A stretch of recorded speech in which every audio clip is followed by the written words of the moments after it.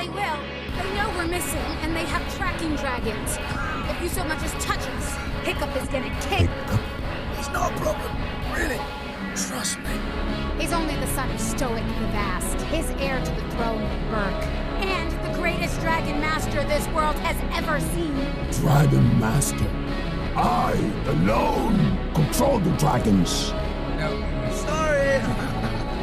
And unless you let us go, right now, he will blast through here on his Night Fury and blow your entire fleet of ships to splinters.